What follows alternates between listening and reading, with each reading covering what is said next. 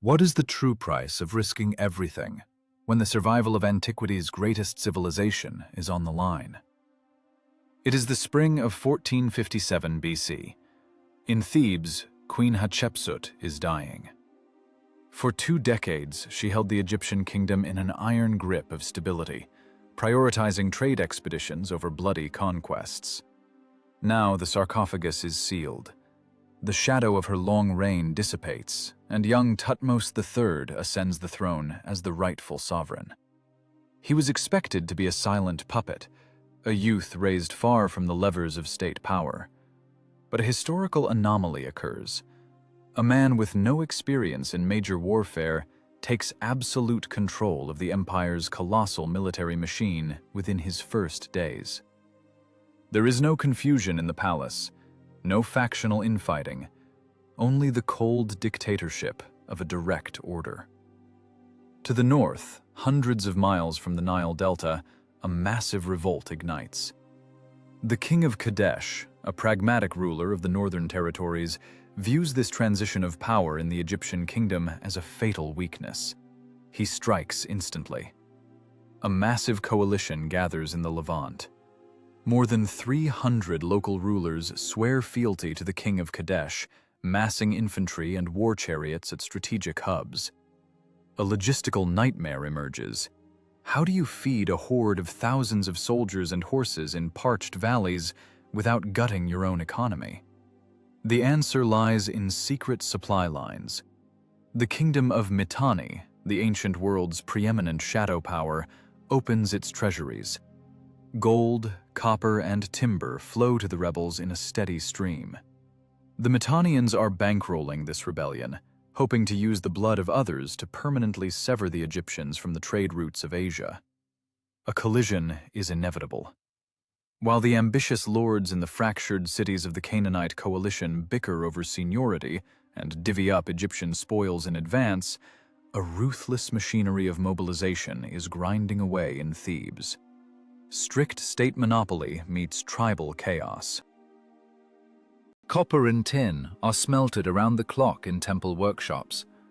The heat from the furnaces sears skin. Workers with faces blackened by soot cast heavy bronze blades for sickle swords. Scribes, with cold bureaucratic precision, account for every ashwood log and every measure of grain. Hundreds of light war chariots, the cutting-edge weaponry of the era, are assembled. Wheels abound in wet rawhide that shrinks as it dries, locking the wooden rims in a death grip. There is no noise of a disorganized mob. Only the methodical thud of hammers and the dry scratch of reed styluses on papyrus. Thutmose does not waste time on threats or diplomatic dispatches. He is assembling an invasion force. Tens of thousands of spearmen, archers with composite bows, and elite charioteers converge on the border fortress of Charu. These are the last safe stone walls before the hostile north. As the military scribe Chaneni recorded, "His Majesty set forth on a chariot of fine gold, adorned with his panoply of war, like the god of war himself." It sounds like rehearsed temple propaganda, but behind that high-flown phrasing lies the brutal reality of logistics. Thousands of worn-out leather sandals, porters' shoulders rubbed raw, and tons of dry rations calculated by quartermasters down to the last gram. An unprecedented forced march begins. Egypt's military machine crosses the scorched wasteland of the Sinai Peninsula. 150 miles of merciless sand, thorny scrub, and sun-baked rock. Dust kicked up by thousands of feet rises in a thick wall, choking lungs and coating bronze armor plates. The soldiers march in tight formation under a blistering sun. Water becomes more precious than gold. It is hauled in stitched animal hides and rationed out in strictly measured clay cups. The weak, those who cannot maintain the pace, drop. They are left behind. An army on the move knows no mercy. The beat of a marching drum, Thump. Pause. Thump. The rhythm of movement is relentless. After 9 grueling days of continuous marching, the column reaches the city of Gaza. The expected rest never comes. Thutmose drives his troops further north, refusing to surrender the tactical advantage of speed. The landscape shifts. Yellow sand gives way to the rocky hills of Canaan. Tension in the ranks spikes with every mile. An Egyptian charioteer, checking the tension on his leather reins, listens to the groan of his chariot's wooden axle. He knows that every brush-choked ravine could hide enemy scouts. Vanguard units prowl ahead of the main army, combing through dry riverbeds. By the end of spring, 1457 BC, a massive barrier cuts across the horizon. The dark, jagged Carmel Ridge rises up. It is the natural shield of the Levant, behind which the combined forces of the rebel kings are hiding. The Egyptian column slowly draws into the foothills and halts at the small settlement of Yehem. In the center of the dusty camp, Thutmose's field tent is hastily erected. This is where the fate of the entire campaign will be decided. Here, the young ruler summons his seasoned generals for the first war council. They must choose a route to cross the mountain range. The commanders prepare maps and safe flanking maneuvers, never suspecting that the Pharaoh has already mentally committed his entire army to the dark, lethal bottleneck of the Aruna Pass. The Aruna Pass. A narrow crack in the monolith of the Carmel Ridge, turned by nature into a perfect noose already tightened for the Egyptian army's neck. But it is precisely this pass that commands all attention inside the spacious linen tent in the dusty camp at Yehem. War Council. The air is stifling, thick with the stench of horse sweat, weapon grease, and sun-baked fabric. The Empire's high command is gathered around a heavy field table made of Lebanese cedar. Scraps of papyrus with crude outlines of enemy territory are spread across the table. Thutmose III stands in the center. Forward scouts, just returned from the northern slopes, deliver their reports. Their faces are masked in grey road dust. The intelligence is unequivocal. The enemy is waiting on the other side of the mountains. The king of Kadesh has massed the main rebel forces at the city of Megiddo, blocking the exit to the strategically vital Jezreel Valley. The Carmel Ridge cannot be bypassed. It must be crossed. Intelligence suggests 3 paths. 2 of them are the roads through Tanakh to the south and Zefti to the north. These are wide, well-trodden trade routes. The Egyptian army of thousands can march through them in deployed formation. Chariots will not get mired in the rocks. The infantry will maintain battle order and reliable flank security. If the enemy attacks at the exit, the Egyptians can immediately deploy into an unbreakable battle line. The obvious, logical, and unassailably safe choice for any sane commander. The 3rd path leads straight through the Aruna Pass, the central route, the shortest, and the deadliest. The generals, scarred from previous Syrian campaigns, voice their opposition to the central road one by one. They are not operating on fear, but on cold logistical facts. They understand the geometry of war. The pass is so narrow that in some places, even a single wagon would struggle to pass. An army of thousands would have to break formation and stretch into a thin, endless line for miles.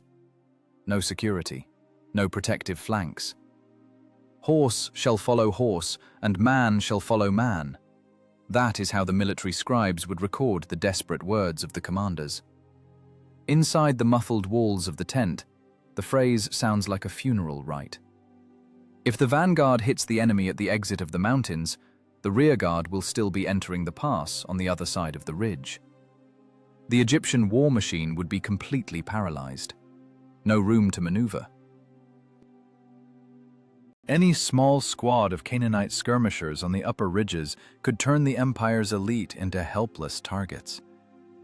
Dropping boulders from the sheer cliffs would be enough to block the path forward and back.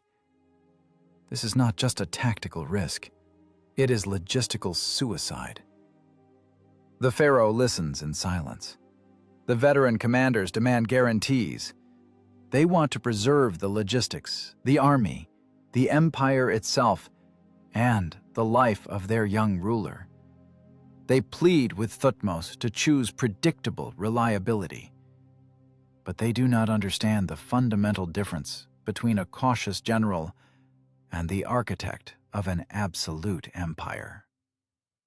Reliability is predictable, and predictability in war is the first step toward a massive catastrophe.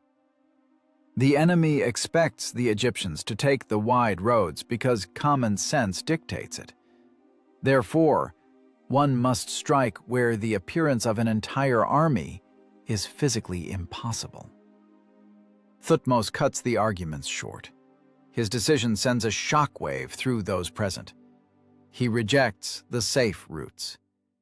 The Pharaoh will personally lead the soldiers through Aruna. Thutmose's words were these: "I shall go upon this narrow road. Let those of you who wish go upon the roads you have spoken of, and let those of you who wish follow my majesty." This is not a polite request from a democratic leader. It is a cold, calculated psychological manipulation, brilliantly executed in front of the high-ranking officers. He places personal loyalty above military logic. No Egyptian noble would dare abandon his living god alone in a stone trap. Refusal is high treason, indelible shame, and the loss of all titles. Silence hangs in the tent like a heavy monolith. Common sense arguments shatter against the fanatical confidence of the young strategist. Seasoned veterans lower their eyes and bow their heads, submitting to an order they sincerely believe is their death warrant. The cause and effect of this moment is forged from the brutal hierarchy of antiquity. The fear of appearing a coward before the Pharaoh outweighs the primal fear of total annihilation in the pass. The order is given. The massive machine hums to life. The camp at Yahem is rapidly struck. Signal fires are doused. Linen tents are taken down. Tens of thousands of soldiers, who have not the slightest clue about the stakes or the arguments at HQ, obediently form into long marching columns. The light war chariots, the Empire's primary strike weapon, are stripped of their destructive power. They are ordered to be broken down into parts. Charioteers and infantrymen are forced to carry heavy wheels, long ashwood poles, and light woven chassis on their own shoulders. The army begins a slow, muffled movement toward the dark, looming maw of the mountain pass. The noise of a camp of thousands is gradually replaced by the uneasy silence of the foothills. Ahead lies nothing but an endless, rocky corridor, where every soldier stepping into the darkness will soon look up at the stone vaults in terror, realizing they have walked into a perfect ambush, and there is no way back. In this death-bound, rocky corridor, the soldiers look up at the stone vaults in terror. The Aruna Pass swallows the Egyptian army. Sunlight vanishes fast. The temperature plummets. Sheer cliffs close in over the heads of thousands, turning the clear sky into a narrow blue strip. The mouth of the pass slams shut behind the rear guard. There is no turning back. Tens of thousands of infantrymen are slowly sucked into the stony fissure. The perfect battle formation disintegrates. Wide regiments compress into a single, endless, vulnerable line. Man follows strictly behind man. Horse steps behind horse. It is an ancient logistical nightmare turned into a harsh physical reality. The Empire's main strike force temporarily loses its crushing power. The war chariots are stripped to their frames. Their parts are carried on shoulders. Charioteers rub their skin raw under the weight of ash-wood axles and massive wooden poles. The hard wood bites deep into flesh. Sweat-slicked rawhide straps slip in their palms. Soldiers stumble over the uneven trail but keep moving. The silence of the mountain corridor presses against their eardrums. No rhythmic thumping of marching drums. No loud commands or chatter.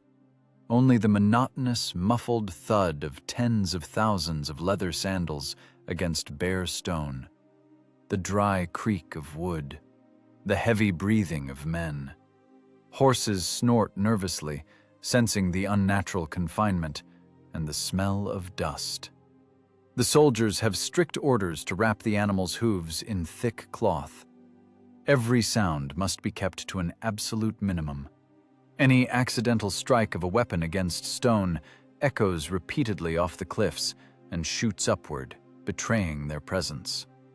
Tension in the ranks reaches the breaking point. The psychological torture of waiting for death breaks a man's will faster than physical exhaustion. An anonymous Egyptian infantryman grips his spear shaft with knuckles white from the strain. He looks up. There is nothing on the upper ridges but deep shadows and sharp outcroppings. But he knows for a fact, enemy scouts could be up there. A single targeted rock slide would bury them alive under tons of stone. Just one squad of archers with powerful composite bows on those unreachable heights could pick off Egypt's elite with impunity, without a single return sword stroke, without the slightest chance of organizing a defense. The men are trapped at the bottom of a stone bag. The soldiers realize their absolute vulnerability to the high ground. They are fragile targets in the indifferent massiveness of the mountains. By midday, the trail narrows even further. The stone becomes slick with horse sweat. The trail takes a sharp bend. A sudden hitch breaks the calibrated rhythm of movement. One of the pack horses, loaded with bundles of arrows, loses its footing. The animal goes down with a dull crunch against the jagged boulders. The heavy wagon tilts. A wooden axle jams hard against the cliff. The column's movement stops instantly. A split-second delay threatens to turn into a catastrophe. The rear ranks, unable to see the obstruction ahead, keep pushing forward by inertia. The deadly pressure of the crowd builds. If the line breaks and an uncontrolled stampede begins, hundreds of men will be crushed against the stone walls of the pass by their own comrades. The officers react with ruthless speed. Orders are passed not by shouting, but by short, sharp gestures. No attempts to save the valuable cargo.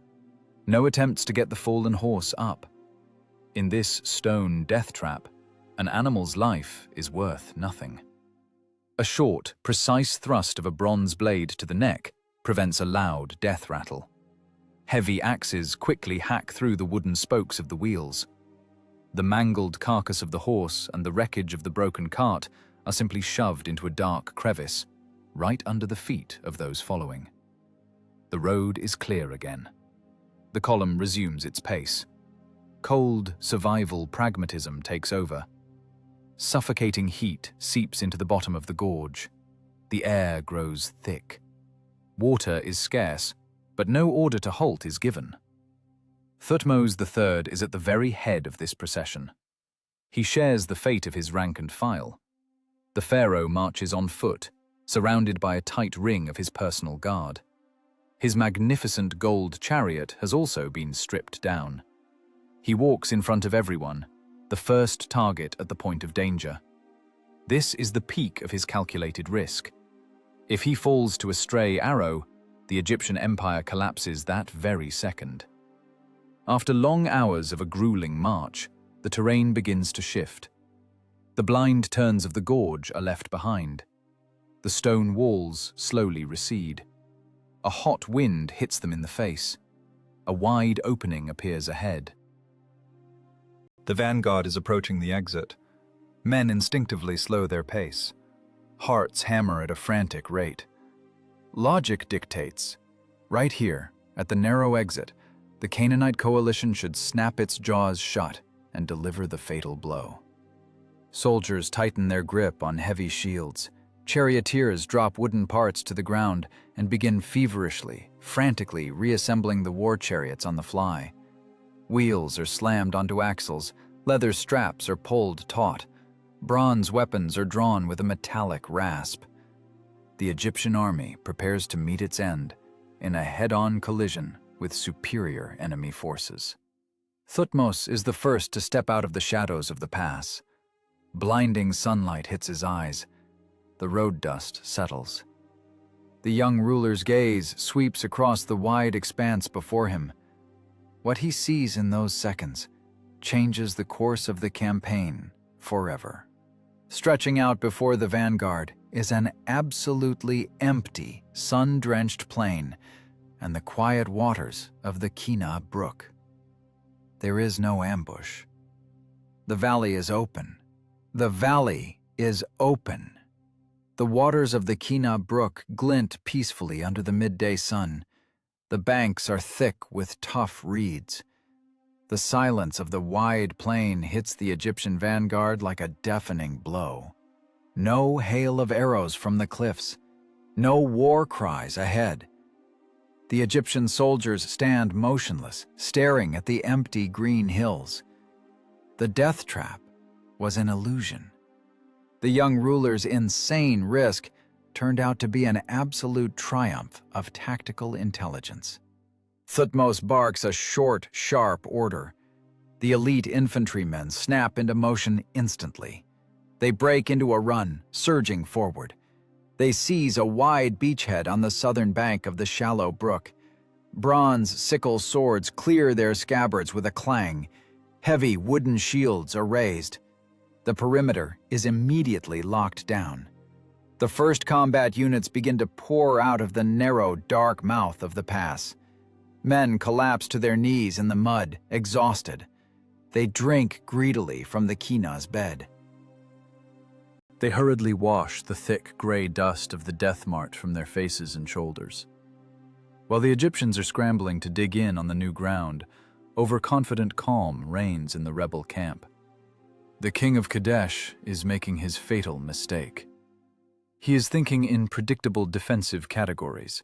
His scouts are strictly and carefully monitoring only the wide tracks to the north and south. The coalition forces are packed tight along the safe roads near the settlements of Tanakh and Zefti. The Canaanite lords are expecting a classic head-on clash of armies. They are ready to meet the Egyptian ranks with a solid wall of their heavy infantry on open, level ground. No one bothered to guard the narrow Aruna Pass. The northern rulers considered this route a logistical absurdity. No sane general would throw the empire's elite into an impassable stone bag where it is impossible to deploy a formation. Ordinary human logic has completely blinded the massive military coalition. Toward the middle of the day in that fateful spring of 1457 BC, the blindness suddenly vanishes. Canaanite scouts spot thick clouds of yellow dust over the southern end of the Jezreel Valley. A messenger bursts into the king of Kadesh's headquarters, gasping for air. His brief report instantly shatters the North's entire geopolitical strategy. The Egyptians made it through the mountains. They survived the pass. They are already here. The enemy is deploying for battle right under their noses, just a stone's throw from the strategic walls of Megiddo. The local ruler's perfect plan falls to pieces.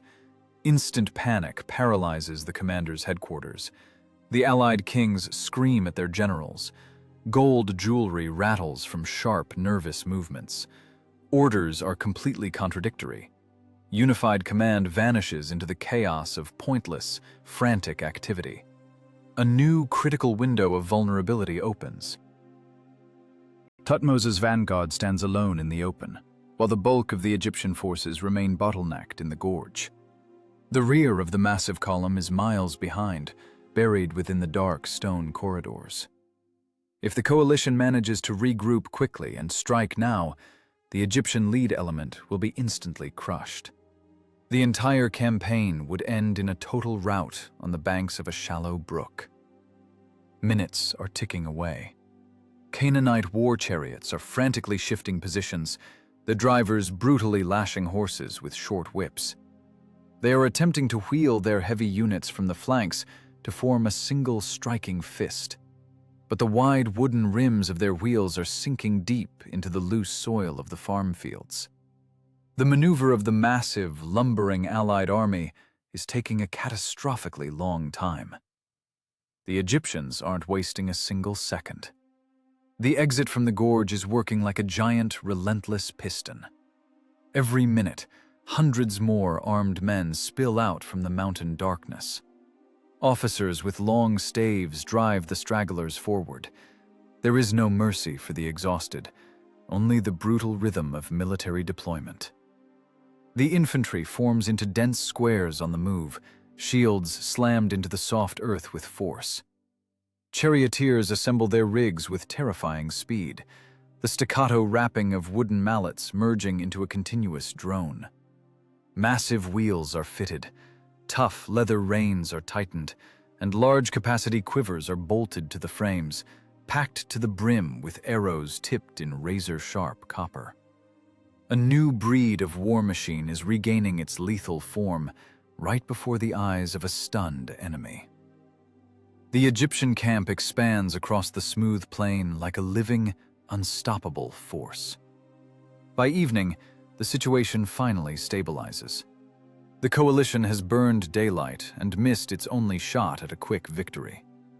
The king of Kadesh realizes the magnitude of his blunder with horror. The Egyptian army has seized the perfect position for the coming morning assault, controlling the strategic center of the plain, with their rear securely protected by steep mountain slopes and water. The young pharaoh's tactical audacity has paid off completely. He outplayed the collective experience of hundreds of local rulers with a single unconventional move. Flawless calculation broke the rebellion's logistics before the first drop of blood was even spilled. The sun vanishes behind the Carmel range, and thousands of hostile campfires light up the Jezreel Valley. According to the chroniclers, Thutmose personally inspects the forward outposts in the dark. A stern order is issued: keep your weapons in hand all night. A ruler's blind confidence in his own safety always costs more than the most calculated risk. The coalition gifted the pharaoh precious time, and tomorrow morning, the centralized empire will repay that debt in cold bronze. Battle is inevitable. The clash will be a test of grit for every warrior who sees the dawn in this tense valley. The Egyptian army is ready to strike, their chariots drawn up in flawless geometric lines. The collision of Bronze Age titans is beginning. The summer sun rises over the Jezreel Valley, illuminating the flawless geometric lines of the Egyptian army. 3 precisely calibrated divisions take their battle positions. The southern wing is anchored firmly against a gentle hill by the Chinar Brook, protecting the flank from a sudden envelopment. The northern wing deploys rapidly to the northwest of the Megiddo fortress, methodically cutting off any possible escape routes for the enemy. The elite units form up in the center, where heavy infantry and the main chariot force create an unbreakable, striking fist. At the very heart of this perfect war machine stands Thutmose III in a war chariot entirely plated in a gleaming alloy of gold and silver. The morning sun hits the polished electrum with incredible intensity, creating a blinding glare.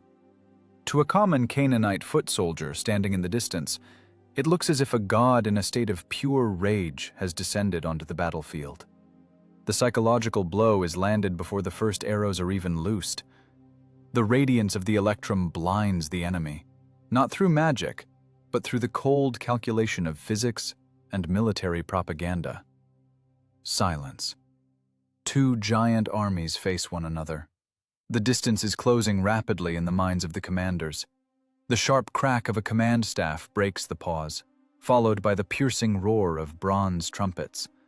the Bronze Age's head-on collision enters its active phase. The first wave of the attack isn't infantry hand-to-hand combat. It is the ruthless mathematics of long-range destruction. The Egyptian Empire's primary technological advantage comes into play: composite bows. Glued from layers of resilient wood, horn, and cured animal sinew, they possess colossal draw weight. Thousands of Egyptian archers take a synchronized step forward. The low thrum of bowstrings rings out, and the sky over the valley turns black. A dense rain of thousands of arrows with heavy copper tips crashes down on the rebels' front ranks. Arrows punch through wicker shields and pierce leather cuirasses. Groans are drowned out by another massive volley. Reload. Thrum. Impact. The rhythm of the engagement has been drilled into the Egyptians until it is fully automatic. While the enemy infantry frantically tries to take cover behind punctured shields, the main striking force lunges forward. Hundreds of light war chariots begin their acceleration simultaneously. The ground begins to tremble as the thunder of thousands of hooves merges into a single, monolithic roar. Each rig's crew consists of just 2 men, a veteran driver gripping the horses tight, and a trained warrior firing continuously at full gallop. These are the high-mobility fire platforms of the ancient world. They don't slam into dense formations at speed. Instead, they scream past the enemy lines, loosing arrows from a lethal distance of just a few yards. The wheels kick up a thick, choking wall of gray dust. The horses wheeze as the drivers maneuver sharply, dodging the scattered return spears of the Canaanites. A new, hidden risk factor emerges. A single snapped wooden axle at this speed would turn the chariot into a pile of splinters and kill the crew instantly. But perfect maintenance keeps engineering accidents to a minimum. The Canaanite coalition cannot withstand this kind of methodical pressure. Their numerous infantry is made up of disjointed city-state contingents with no unified pulse. The local militias are facing a centralized war machine for the first time, one that operates like a soulless clockwork mechanism. Wide gaps rapidly open in the rebels' ranks. Egyptian infantrymen with heavy bronze khopeshes surge into these breaches, metal slamming against wood with a deafening clang. Blades deliver fatal strikes with terrifying precision. The gaze of an anonymous Canaanite spearman catches only fragments of the oncoming catastrophe. A solid wall of dust, the head of a horse in protective copper plates lunging out of it, and the clatter of wooden spokes hammering against his eardrums. The Egyptian warrior on the rig coolly draws his bowstring. A shot. The chariot vanishes instantly back into the dust cloud, leaving fallen soldiers in its wake. A sense of total helplessness paralyzes the defender's will. The front line shatters irrevocably. The center of the massive coalition buckles under the weight of Thutmose's direct thrust. The Pharaoh's gleaming chariot flashes in the thick of the fight, serving as a constant visual beacon for his advancing troops. Orders are relayed fast and without distortion.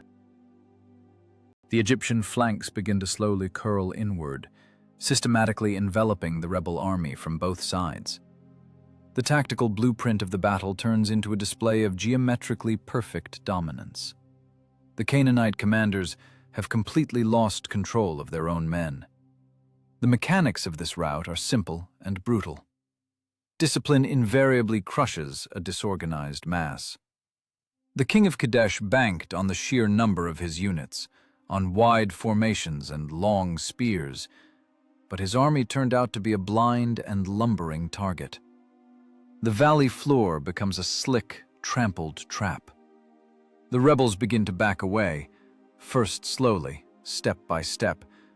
Then the formation snaps completely. Heavy weapons are dropped by the hundreds.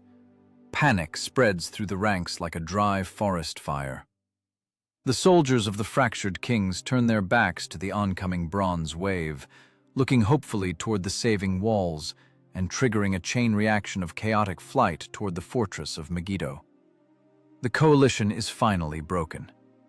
The battlefield rapidly descends into chaos as hundreds of shattered rebel units turn into a single, screaming mass driven by primal survival instinct. They flee toward the high stone walls of Megiddo. The road of retreat is littered with the signs of total panic. Canaanite spearmen shed heavy leather cuirasses as they run. Bronze swords hit the thick road dust with a dull thud. Wicker shields, the pride of Syrian craftsmen, are tossed aside by the dozens. Weapons are no longer protection.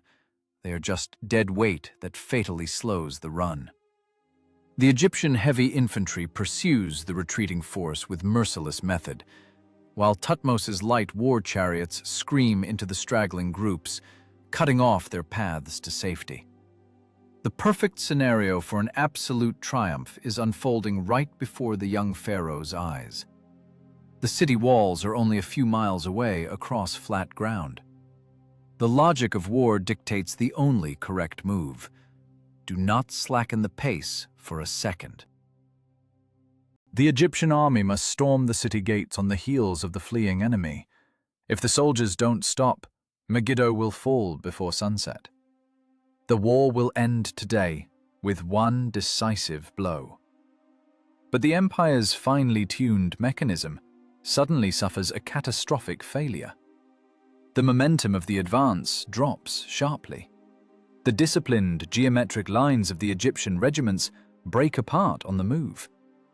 The loud commands of the colonels are drowned out by the rising roar of thousands of voices.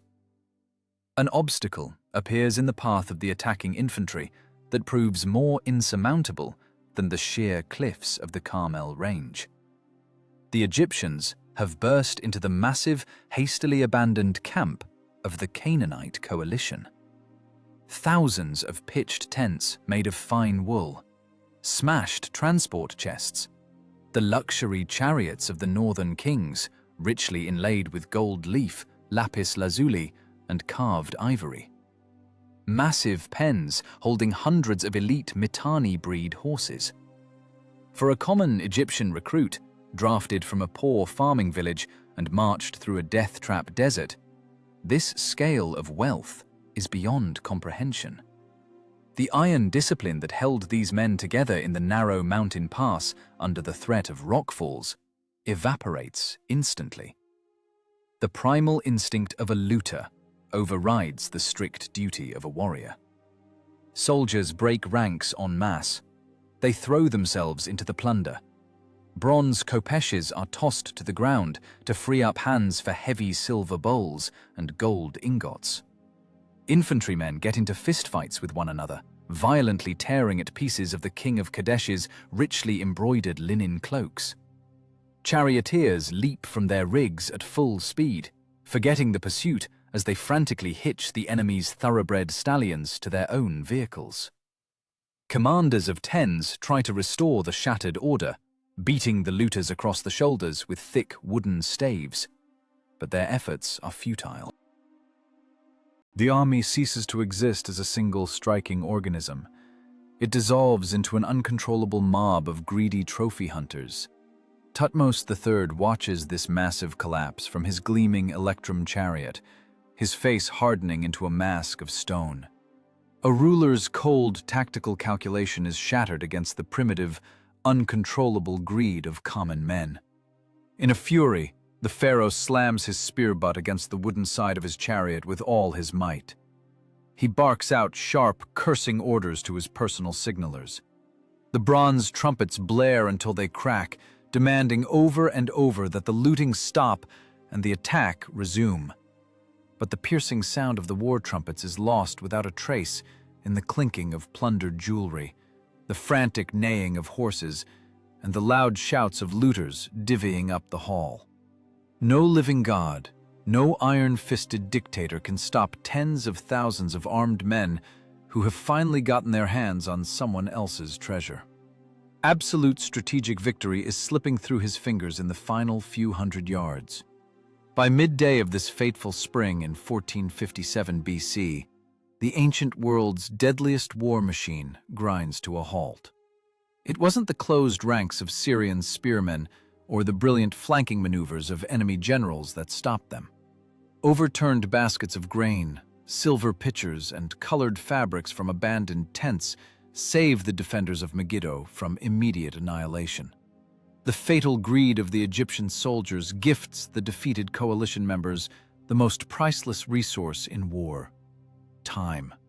While the Egyptian infantrymen frantically stuff their packs with looted silver, the gasping remnants of the broken rebel army reach the walls of their citadel. The king of Kadesh and several dozen high-ranking allied rulers struggle through the final yards of the steep climb to Megiddo's stone foundation. Their luxury robes are shredded, their faces blackened with road dust and sweat. They look back in panic, terrified of seeing a wall of Egyptian heavy shields bearing down on them. But there are no pursuers. The enemy stayed far behind, greedily digging through the baggage train. Salvation seems incredibly close. All that remains is to take a few steps forward and take cover behind the city's massive wooden gates. The lords of Canaan look up at the high walls of their impregnable stronghold, and a new, completely paralyzing horror takes hold of them. The gates of Megiddo are bolted shut. The young Pharaoh's tactical plan was flawless, but this day proved a harsh historical truth. For the average foot soldier, the glitter of foreign gold in the road dust always outweighs the gravity of total victory. The massive wooden leaves of the Megiddo gates remain motionless. The thick bronze bolts slam shut from the inside. The North's grand geopolitical plan shatters against a blank wall of animal fear. The rulers of dozens of city-states, who only this morning were boldly divvying up Egyptian spoils in spacious tents, now desperately hammer their fists against the rough-hewn timbers. The king of Kadesh, the ambitious instigator of the massive rebellion, stands knee-deep in thick dust. His heavy ceremonial cloak is torn, his breath is gone. The lords of Canaan scream hoarsely, demanding to be led into their own citadel, threatening the defenders with execution. But the guards on the watchtowers remain silent. The townspeople on the other side hear the screaming perfectly well, but they have made a ruthless, logical decision. To open the gates for even a minute means letting in more than just the rulers. It means allowing the Egyptian infantry to storm in right behind them. The logic of physical survival instantly erases any political loyalty. Hundreds of fleeing Syrian militiamen continue to pile up at the base of the fortress. A dense, panicked mob forms. People brutally crush one another, trying to squeeze closer to the locked gates. The air is thick with the smell of sweat, copper rust, and heated limestone. The gaze of an anonymous Canaanite infantryman catches an absolutely surreal sight. His ruler, whose name was proudly carved into stele only yesterday, is floundering helplessly in the dirt. The king is roughly elbowing aside common spearmen, trying to claw his way forward. The hierarchy of the ancient world is razed to the ground. In the face of death, the difference between a king in massive gold jewelry and a poor peasant with a wicker shield is erased. The crowd constantly looks back, but the Egyptians are still busy plundering the baggage train. This is only a temporary reprieve. The window of opportunity is closing with every passing second. By the end of this spring day in 1457 BC, a frantic commotion begins on the high parapets of Megiddo. The defenders find an ignominious way out. The gates will not open. Instead, long ropes begin to drop from above. There are catastrophically few of them for everyone. The townspeople hastily tie together pieces of coarse fabric, leather belts, and items of everyday clothing. These improvised rescue lines slowly slide down the smooth stonework. The most shameful royal rescue in military history begins. The king of Kadesh and his allies are the first to grab these homemade ropes, ruthlessly shoving aside their own bodyguards. No honor remains, only cold ego. The heavy rulers, unaccustomed to physical labor, cannot climb up on their own. They are literally hauled up by their collars. The rough fabric cuts deep into their palms. Their feet, clad in expensive sandals, scrape helplessly against the sheer stone wall, leaving streaks of rubbed dust. Eyewitnesses recorded this moment with merciless precision. All the pride of the rebellious north is dangling absurdly in the air on tied-together loincloths. The kings of Canaan lose their luxury headgear and tear their fingernails against the masonry. The townspeople on the walls, bracing against the parapet, use the last of their strength to haul up the Levant's political elite. This spectacle becomes the true symbol of the Great Rebellion's end. A massive revolt, paid for with the gold of the Mitanni kingdom, turns into a desperate scramble up a sheer wall. The kings clumsily tumble over the stone battlements and fall heavily onto the inner pavement. They gasp for air, smearing a mixture of dust and blood across their faces. There are no ceremonial welcomes. They are temporarily saved, but their army is left outside forever. Thousands of common soldiers, cynically abandoned by their rulers, are doomed. For those who didn't get a rope, all that remains is to wait in silent terror for the return of the Egyptian war machine. The tactical paradox of this day strikes with grim irony. The raw greed of the Egyptian recruits saved the lives of the rebel leaders, buying them the hours needed for that desperate climb. But this salvation is a total illusion. The king of Kadesh understands the brutal truth. Megiddo is not a reliable sanctuary. It is a massive, lethal mousetrap. The northern rulers have voluntarily entombed themselves within the confines of a single city. They no longer possess a mobile army. Their lines of communication with their allies have been severed.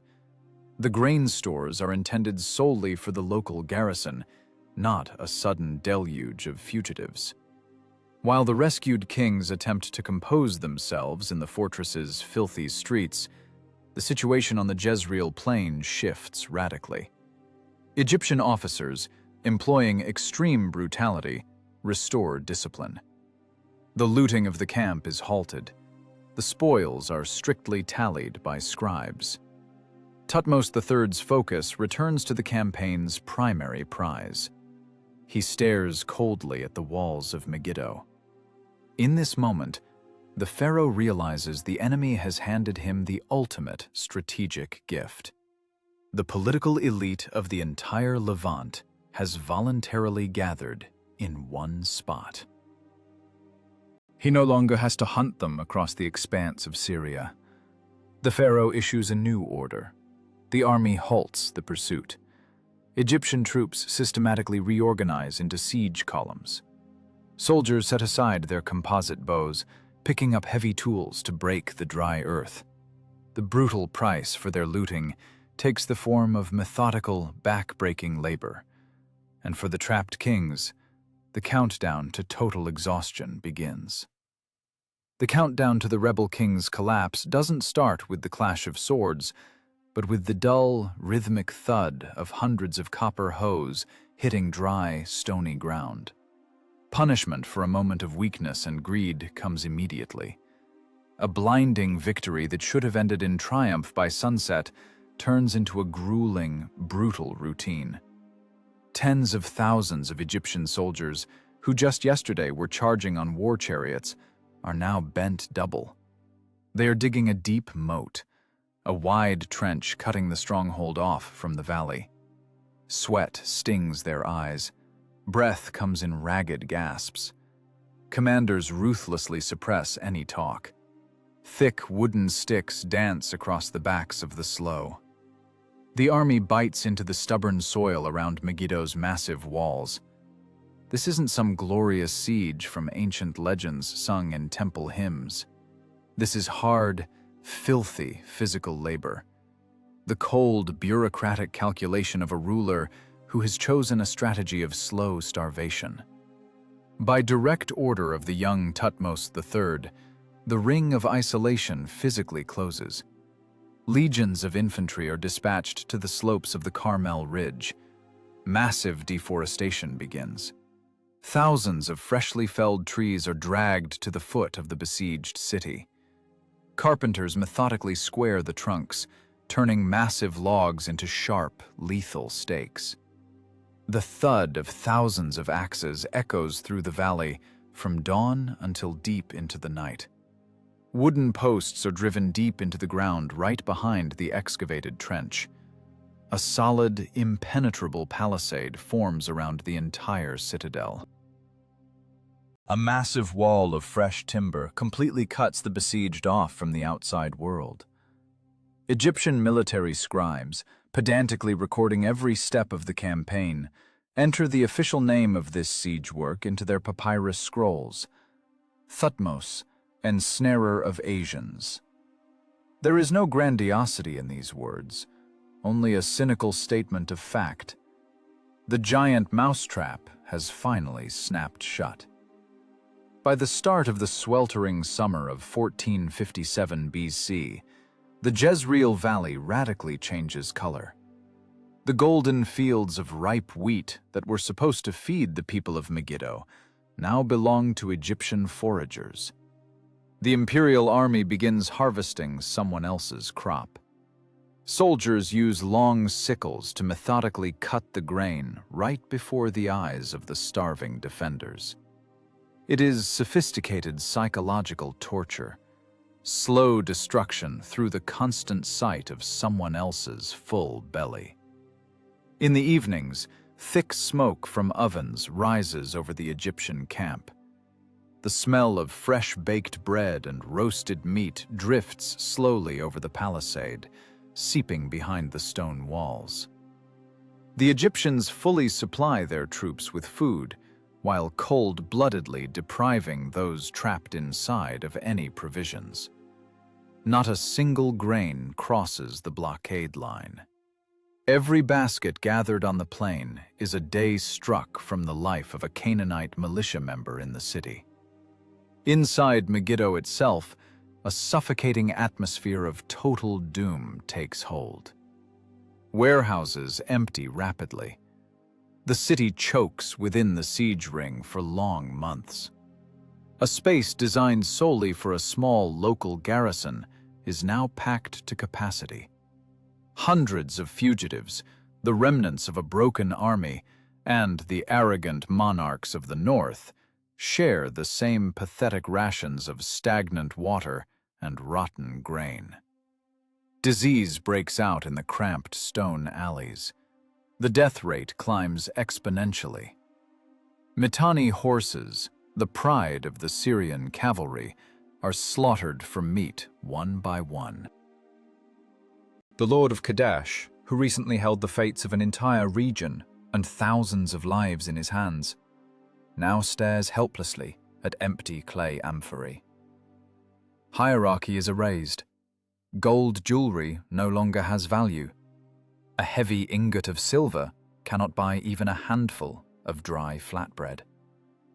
There are no heroic charges, no knight sorties. The Egyptians simply don't give them the chance to die in battle. Only a methodical, quiet death from exhaustion.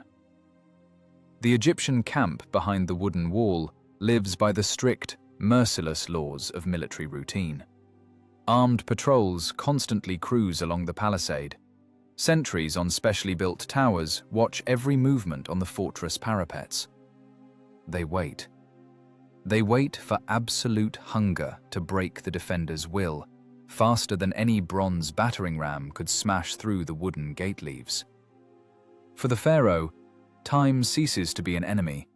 It becomes his most reliable and effective general. Days blur into weeks. Weeks turn into months. The summer heat gives way to cool winds. The ground is covered in a layer of thick, grey dust. The siege turns into a dry, mathematical process of waiting. Emotion has long been displaced by the precise calculation of the enemy's remaining resources. Tension is maintained through isolated incidents. Rare attempts by lone messengers to slip through the cordon under the cover of night end instantly. They are caught and interrogated. The horrific public execution of the prisoners takes place right before the locked city gates at dawn, a lesson for those still hoping for outside help. No help is coming. No one will come. The powerful kingdom of Mitanni will not send its troops to save those who have already lost the war. After 7 grueling months of this ruthless isolation, when the supplies in Megiddo run down to the last drop of stagnant water, a subtle but critical change occurs on the fortress wall. Bronze weapons no longer glint in the sun. The militia sentries can barely stand from extreme weakness. Spears slip from their hands. The will to resist finally crumbles into dust under the monstrous pressure of physiology. The pride of the powerful rebel rulers is completely broken. The wooden gates, which the townspeople so desperately and tightly locked in the face of immediate death, are now ready to creak open on their own. They will open to let in the inevitable surrender and trigger the victor's cold, detailed process of accounting. The heavy wooden leaves of Megiddo's gates creak wide open, clearing the way for the Egyptians into the broken city. Behind them, the formidable northern army is gone. After 7 long months of total isolation, the defenders emerge. Hunger has broken them completely. Weapons are tossed into the dust. Men can barely move their emaciated legs. From the gloom of narrow streets onto the sun-drenched plain come those who, until recently, planned to divide the wealth of the entire Egyptian kingdom among themselves. The lords of Canaan, stripped of their luxurious robes and having lost the last of their pride, trek slowly toward the Pharaoh's massive camp. They drop to their knees 100 yards before the ruler's field tent. The defeated kings crawl across the dry earth. They literally press their faces into the road dust, begging for their lives. A massive geopolitical rebellion ends in the total physical humiliation of its organizers. Young Thutmose III sits on a folding ebony chair. He watches this procession in silence. No triumphant laughter, no angry tirades. The ruler's face remains absolutely impassive. For him, these men ceased to be a threat the moment the Egyptian axes felled the first trees for the siege palisade. Now, they are merely material for a state inventory. The pharaoh gives a short order. Men step forward to deal the defeated their most terrifying and humiliating blow. These aren't executioners with bronze swords. These are Egyptian military scribes. A process of meticulous trophy counting begins, monstrous in its methodical nature. The elite of the Canaanite coalition watches as their sovereign property is converted into dry statistics on papyrus scrolls. Only the scratch of reed styluses and the monotonous voices of officials can be heard. The scribes loudly record every seized unit. 340 high-born prisoners, 2,041 Mitanni horses that survived the grueling siege, 191 purebred colts, 6 elite stallions. The bureaucratic machine doesn't miss a single detail. Specially designated squads roll the king's vehicles out of the city. The scribes write, "One war chariot of the ruler of Megiddo, completely covered in gold leaf. One luxurious chariot of the Lord of Kadesh, and following them, 892 standard chariots of the Allies. The great cavalry of the north is reduced to a list of wooden products with leather upholstery. The accounting continues for hours. Captured weapons are dumped on the ground before the scribes. One fine bronze suit of armor belonging to the king of Megiddo. 200 leather cuirasses from his personal guard.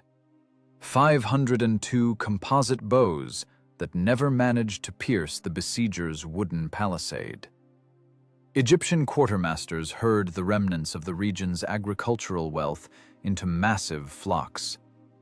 1,929 cows, 2,000 goats, 20,500 sheep.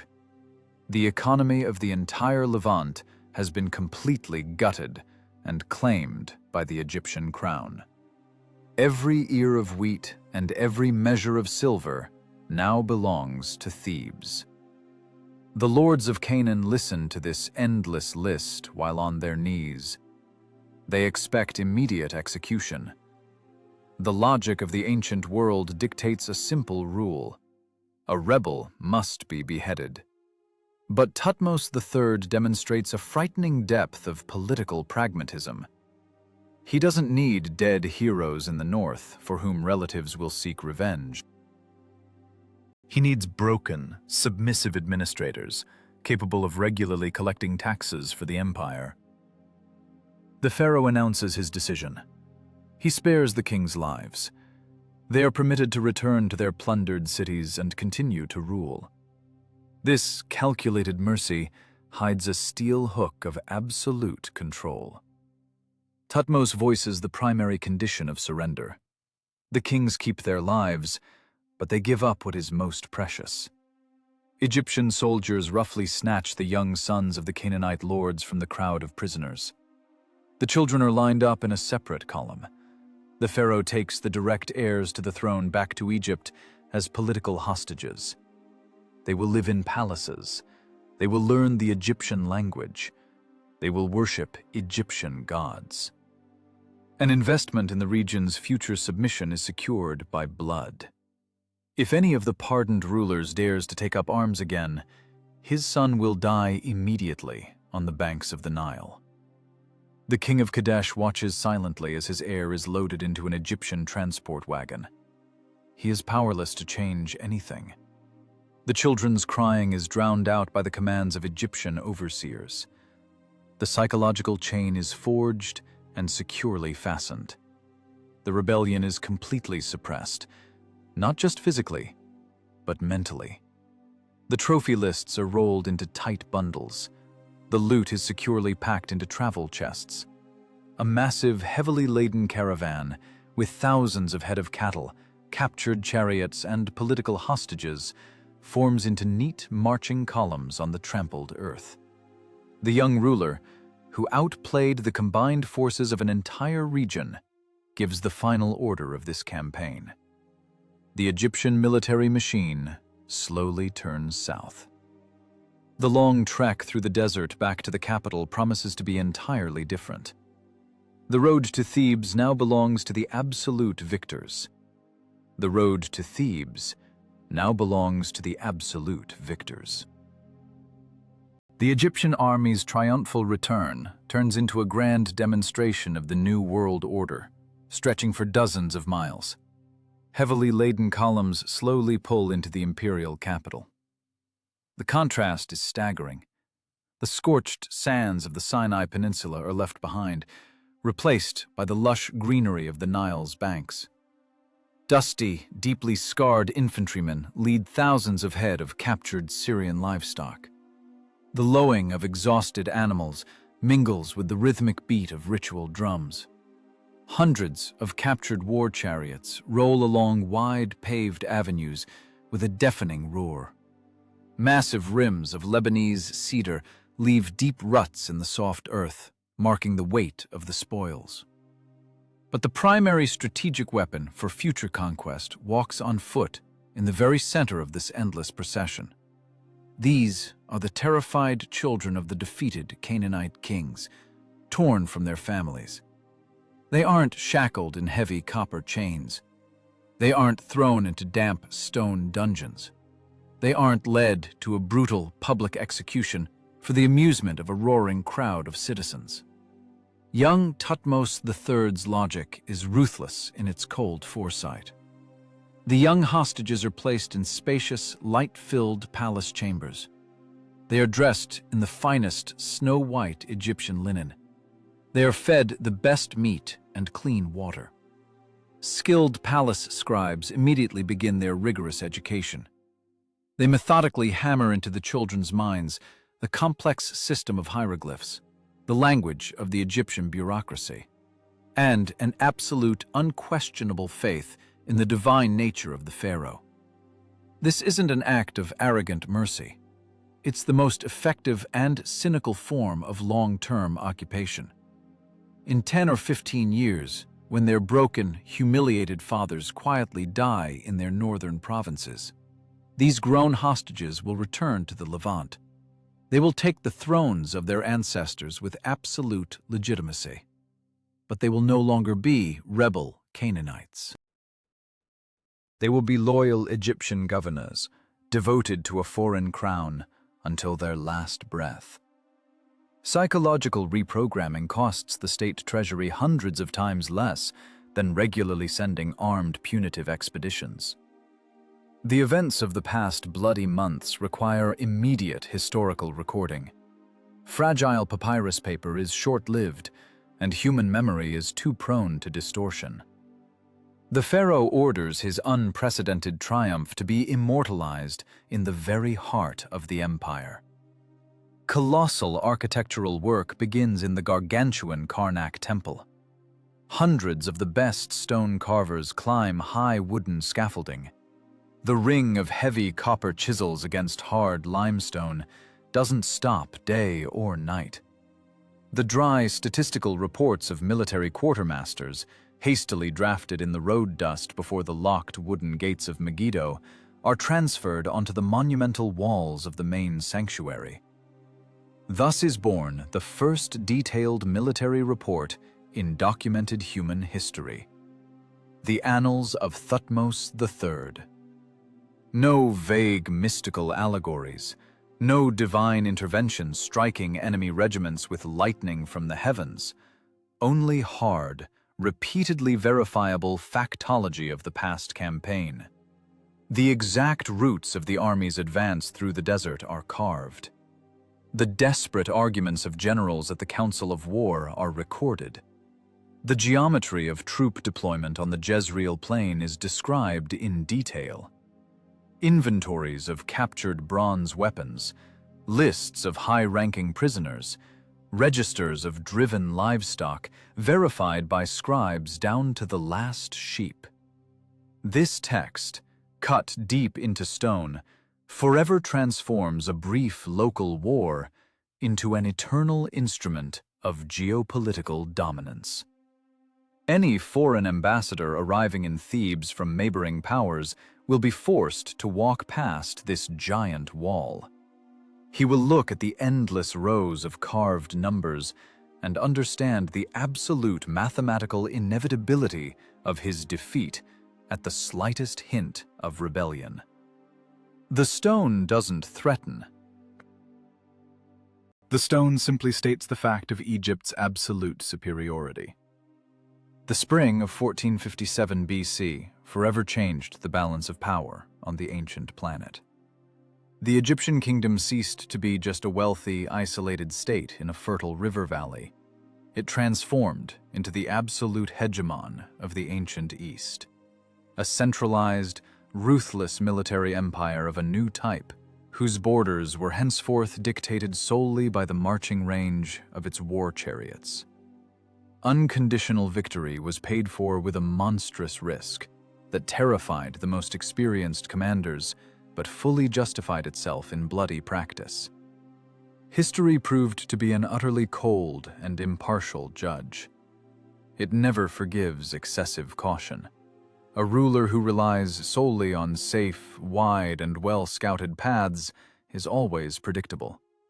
And predictability in war inevitably leads to catastrophe. The brutal geopolitics of the ancient world knows no compromise. Risk is the only hard currency with which historical eternity is bought. The insane order of one young strategist rewrote the map of the inhabited world for centuries to come. Tell me, looking at these lists of military spoils carved in stone, would you have chosen the safe road, risking getting bogged down in an endless war of attrition? Or would you have thrown your entire army into a deadly gorge, where a single step back meant the destruction of an entire state?